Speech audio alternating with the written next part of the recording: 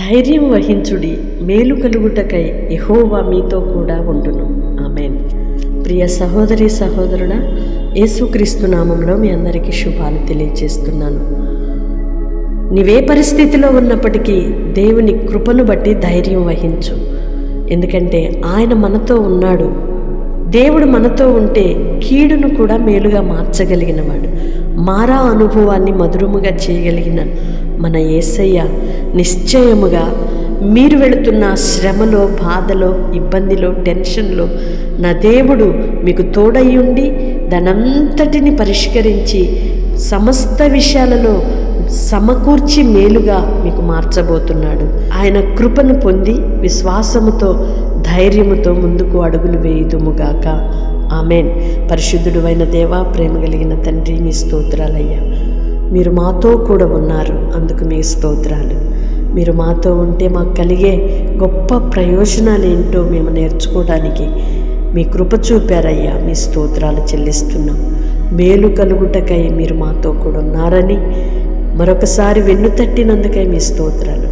ప్రస్తుత పరిస్థితులు చూసినప్పుడు మా హృదయం అలజడితోనూ, కలవరాలతోనూ, కన్నీళ్లతో నిండుకొనినప్పుడు మీ కృప మమ్మలను ఆదరిస్తుందని, మీరు మాతో కూడా ఉండి మేలును జరిగిస్తున్నారని, మేలును అనుగ్రహిస్తున్నారని మీరు కృప చూపి మాట్లాడి ధైర్యపరిచినందుకై స్తోత్రాలు.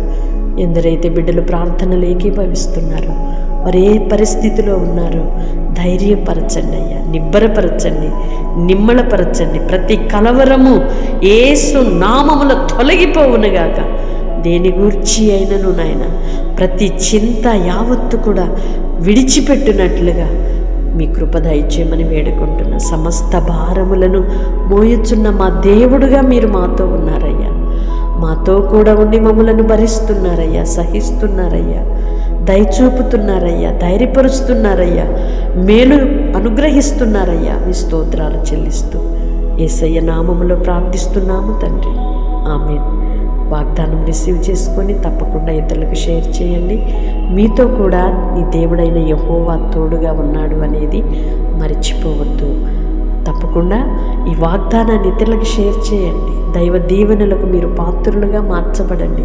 ఈ పరిచర్యలో పాలిభాగస్తులుగా ఉంటూ ప్రోత్సహిస్తున్న మీ అందరికీ కూడా నా హృదయపూర్వకమైన వందనాలు, శుభాలు తెలియజేస్తున్నాను. May God bless you all. Praise the lord.